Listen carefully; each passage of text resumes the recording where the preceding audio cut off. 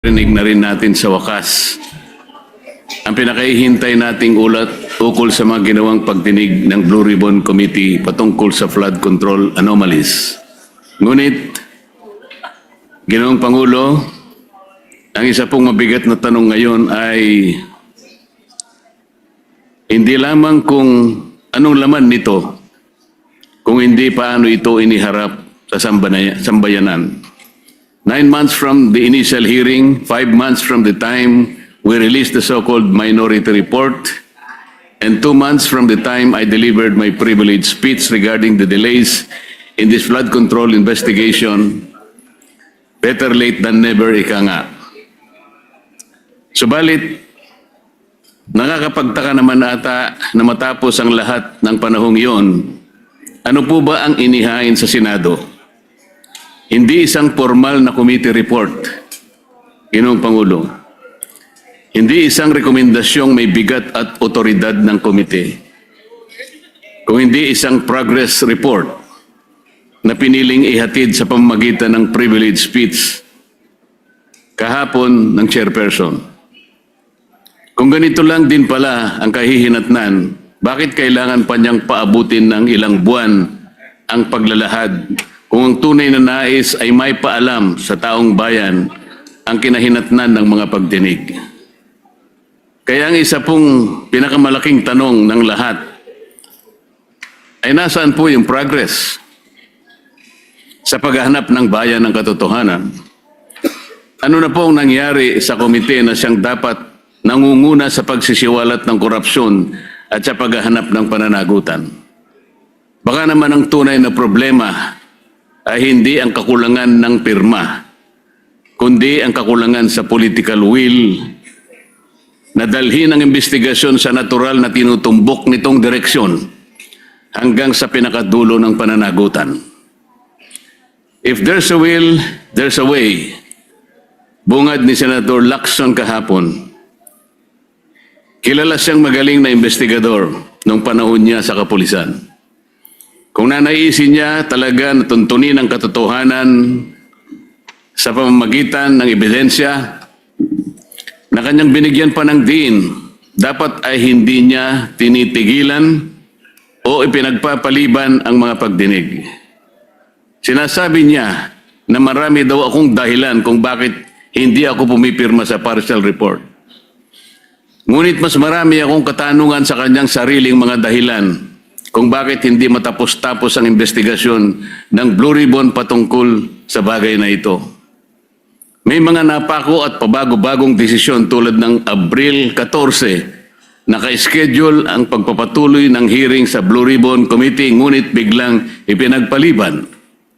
Ngayon naman, ang kondisyon sa partial report na hindi raw magpapatuloy, Ginoong Pangulo, ang pagdinig hanggat hindi napipirmahan ang partial report. Isa itong malinaw na pag-atras sa nauna niyang sagot sa akin nung siya'y direktang tanungin ko sa bulwagang ito, Ginoong Pangulo. Gaya ng pagtiyak niyang ipagpapatuloy ang investigasyon nang lumabas ang balita tungkol sa pagkahuli ni Zaldico. The quest for truth has been effectively hostaged by the whims of the chairperson who emphasized that he respects the decision of his members, but then said that there will no longer be any hearings unless and until the partial report has been signed. He also said that he wants a healthy discussion, yet won't accept any interpellations. Ano po ba talaga, kuya? Senator Lacson is indeed consistently inconsistent, invoking transparency when convenient, but resisting accountability the moment questions are directed at him and his report. Mr. President, are all members of the committee mandated or obligated to sign committee reports? Can members of the BRC be compelled to sign a partial report? There is nothing in our rules that say so, Mr. President, because his statements appears to imply that the delay in the release of the committee's partial report is the fault of the committee members themselves. How can the chair say that refusal to sign is tantamount to blocking the committee report? Isn't it the minority who submitted the so-called minority report to awaken the committee chair in submitting the report that was long overdue. Siya ay iniluklok ng taong bayan sa posisyon dahil sa tiwala nila sa isang tinaguriang independent fiscalizer ng Senado. Kung minsan nga, Ginoong Pangulo ay na-associate siya bilang corruption czar, moral crusader, Mr. Clean, Mr. Righteous, Holy Willy, Grab Buster. Ngunit imbis na gampanan ang kanyang tungkulin sa mamamayan, gumagawa pa siya ng isang imposibleng kondisyon, ang pagpirma sa partial committee report para lamang hindi ituloy ang pagdinig. Moreover, Senator Lacson is again spreading this false narrative na kapag hindi ka pumirma, hindi mo sinusuportahan ang pagtataguyod ng accountability laban sa korupsyon. Let's correct this false narrative, Mr. President. Hindi minamandato ng tuntunin ng Senado na ang lahat ng miyembro ng komite na pumirma sa bawat report na nilalabas ng komite. At the most of it, sumasang-ayon ka kaya ka pumirma. So let this be a clarification to the false narrative being peddled by the chairperson. I haven't signed the report not because I don't advocate for accountability, but because the report itself is incomplete and thus could be biased, Mr. President. To press the committee members into signing a document they are not fully convinced risks compromising both the integrity of the process and the credibility of the committee. Anong kasiguraduhan ng mga miyembro ng komite na ang kanilang pagpirma sa partial committee report ay hindi gagamitin para tuldukan ang mga pagdinig at iwasan na ang paggawa ng matagal na inaantay ng taong bayan na final report? Anong gagawin o magagawa pa rin natin, Ginoong Pangulo, kung sakasakaling sabihin niya na tapos na ang pagdinig, total majority na ang nakapirma? It could be a trap, Mr. President. Bukod pa rito, Mr. President, may isang bahagi po sa nasabing privilege speech ang kumuha sa aming atensyon at hindi namin maaaring palampasin. Tulad nitong flood control scandal na patago ang atake. Ito pong slide na may pamagat na allocables at leadership fund na kanyang ipinakita sandali kahapon ay may imahe na hindi naman lubos na inilantad sa taong bayan. Putol, hindi buo, walang sapat na konteksto. At tila ba'y tumutukoy sa representasyong ito bilang humihingi ng mga proyektong katumbas ng 500. Whether it's 500 billion, 500 million, or 500,000. The big document tells a narrative that a certain Kong Marcoleta has this 500 allocation for the DPWH. At kapansin-pansin po, Mr. President, na tila hindi nakuha ng naturang slide ang inaasahang atensyon mula sa media matapos ang kanyang privilege speech. Marahil dahil maging ang mga mamahayag ay nakita ang kahinaan nito. Kaya't nakapagtataka na nitong umaga, kaninang umaga lang, Ginoong Pangulo, ay agad siyang nagkaroon ng dalawang panayam sa media upang muling bigyang diin at itulak ang parehong naratibo laban sa akin. Para bang hindi naging sapat ang privilege speech sa session hall at kailangan pang palawigin ito sa media upang masigurong kakalat ang malisyosong pagpapahiwatig kahit kulang sa linaw at sustansya. Meron pa siyang ikinuwento na noong ako ay kongresista pa at parte ng Commission on Appointments bilang chairperson ng Committee on Public Works and Highways, ako rin nang hingi ng halagang 1.5 billion na mga proyekto kapalit ng pag-confirm sa appointment ni Secretary Bonoan. Ngunit 500 million lamang daw umano ang naibigay. At sinabi pa raw sa kanya ng ibang kongresista na nabukulan sila at walang nakarating sa kanila ng mga proyekto.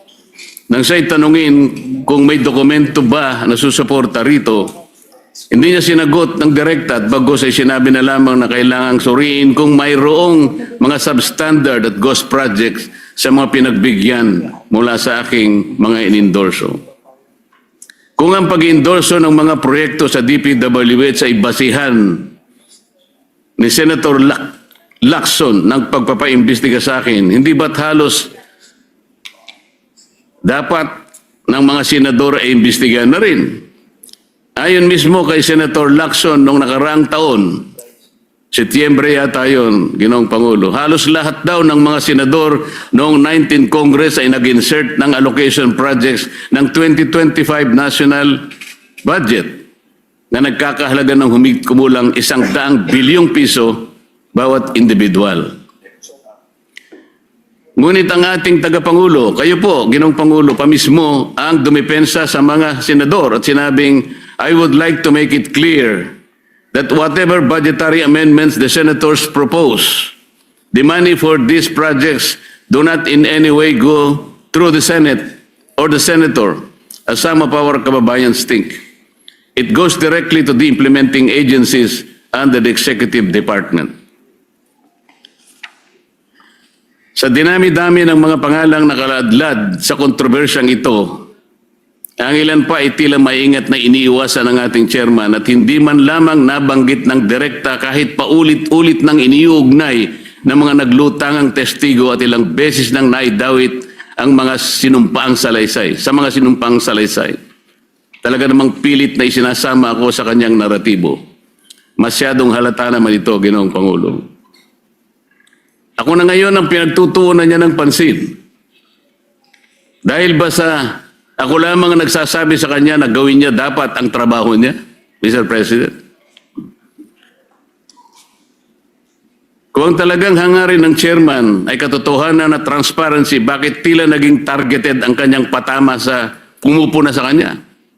Bakit hindi siya manindigan o bakit hindi niya matindigan na mismong ombudsman na nga ang nagsabi ng kanilang kakasuhan, si Speaker Martin Romualdez?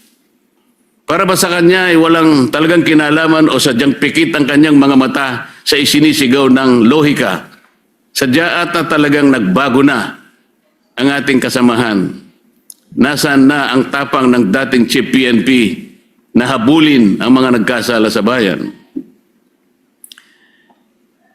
Kung itong issue nga na patungkol sa paglimas ng ating national budget ay kanyang iniiwasan at ipinagpapaliban ng matagal, ngayon gusto niyang puntahan ng umunoy breakdown ng mga proyekto para malaman kung may mga ghost projects sa mga ito. Paraan lamang niya ito upang maipilit ang kanyang naratibo laban sa akin, Ginoong Pangulo. Hindi na po ito paghahanap ng katotohanan.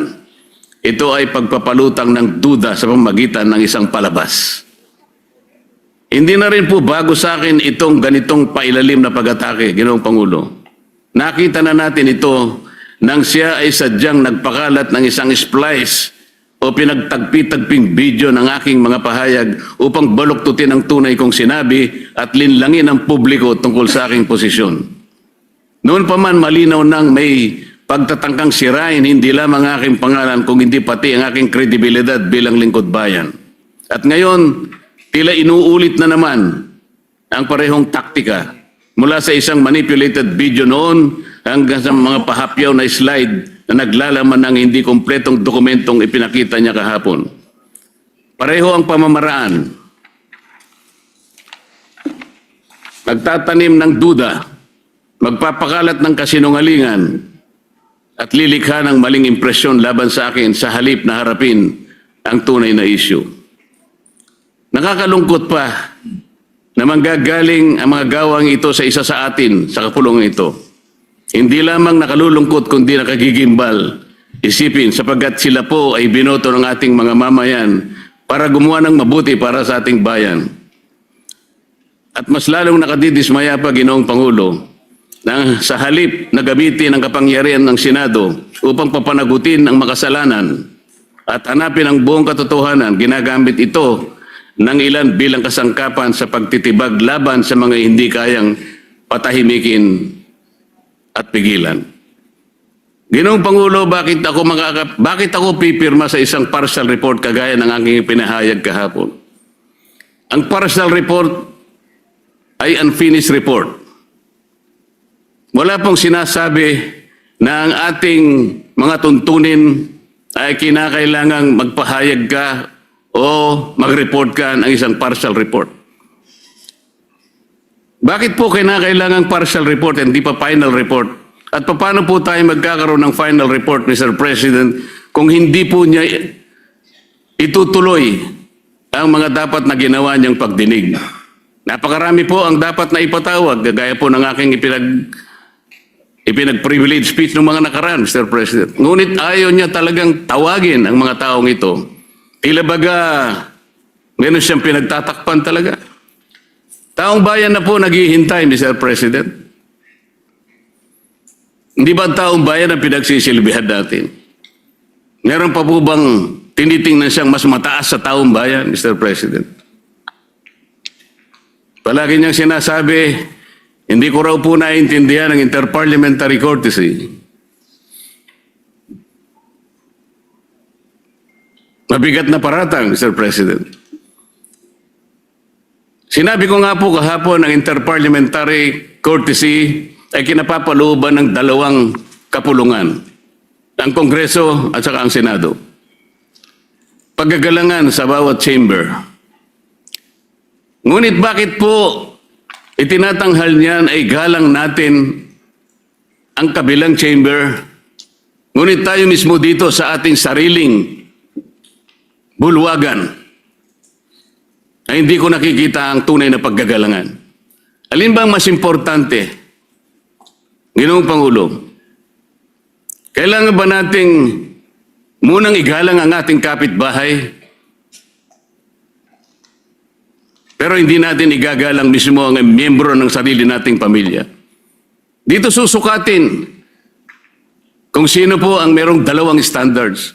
Nasabi ko po kahapon, bakit hindi ko babaliwalay ng konsepto ng interparliamentary courtesy kung yung pong mga taong binabanggit sa napakaraming mga testimonya ng tinawag nating mga witnesses at mga resource persons ay tumutukoy sa mga taong ito? Gagamitin pa natin yon samantalang sinabi nga natin nilimas na nga ang pera ng bayan.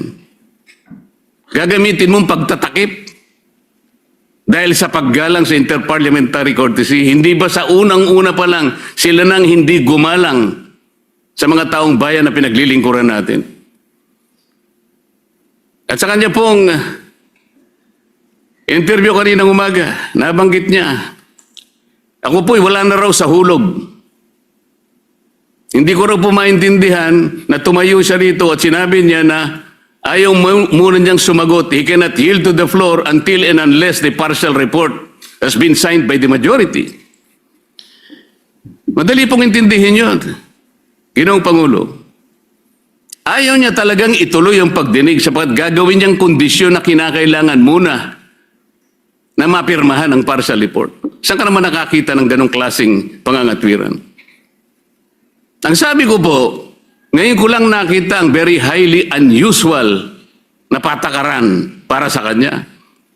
Sabi ko nga po, kung sinabi niya mismo, ayaw ko magpa-interpolate kahit kanino, lalong-lalo na kay Senador Marcoleta. Diretsahan, Mr. President. Tatanggapin ko yun. Ayaw niya eh. Bakit ko siya pipilitin? Ngunit kung gagawin niyang dahilan, kaya ayaw niya magpa-interpolate sapagkat gagawin niyang kondisyon na kailangan mapirmahan muna ang partial report, ino-hostage niya ang taong bayan, Mr. Speaker. Yun po ang hindi ko kayang tanggapin. Ano ito, takutan? Kaya niya ginawa yun? Kaipala, Mr. President, kaya pala siya nag-privilege speech. Hindi dahil sa meron siyang gustong sabihin, para ipakita niya yung kapirasong sulat na yon. May nakalagay, Kong Marcoleta, 500. Yun po yung gusto niyang palabasin. Ganito na po tayo ngayon, Ginoong Pangulo. Bakit ko pipirmahan yung partial report? Isa po sa hindi ko matanggap-tanggap do sa partial report ay yung isa sa kanyang mga rekomendasyon tungkol sa sino ang mga taong dapat na ipaghabla. Tingnan po ninyo, Ginoong Pangulo, doon sa kategoryang public officials categorized under recommendations for preliminary investigation, ang dami pong legislators doon. Pinangungunahan na po ni Saldico, at marami pa pong iba. Sa mga intermediaries po, Mr. President, binanggit niya si Undersecretary Traigib Olaybar. Binanggit niya yung Maynard Ngu. Hindi ko po alam kung sino yung Caroline Villayap, J.Y. De La Rosa, Mrs. Patron, Lawrence Cruz, John Paul Estrada, Mark Tiksay, alias Peng. Pero wala po yung Yusek Adrian Bersamin na siya mismong naghayag sa plenaryo nung nagkakaroon po ng plenary debates na po sa ating budget. Siyang naghayag mismo sa pangalan ni Yusek Bersamin at ayon sa kanya, ni-name drop niya ang pangalan ng Pangulo. Sinabi rin po ni Saldico, yung 30 Tamarin Street na kung saan 1 billion ang nai-deliver ni Saldico. At ang tumanggap po noon ay si Yusek Jojo Cadiz. Napakabigat na akusasyon. Ginoong Pangulo, wala man lang po rito sa dapat na banggitin na intermediaries. Nasaan po ang pangalan ni former Speaker Martin Romualdez? Nilagay po niya doon sa classification ng public officials categorized under fact-finding investigation. Ang laki po ng diferensya ng fact-finding investigation sa preliminary investigation. Bakit po yung tinuturo mismo na mastermind, yung pa po yung nasa, wala po sa preliminary investigation, nasa fact-finding lang. Tingnan po ninyo yung mga lumabas sa mga dyaryo, sa mga periodiko, Ginoong Pangulo. Billionaire News Channel dated May 5, 2026. Ombudsman, Romualdez umanong tinuturing mastermind sa controversial na flood control scandal. Politico.com dated May 5, 2026. With 56 billion in supposed kickbacks, Ombudsman tags Martin Romualdez as mastermind of flood control scam. Abante dated May 5, 2026. Ombudsman, Romualdez Co. mastermind ng 56 billion flood control kickbacks.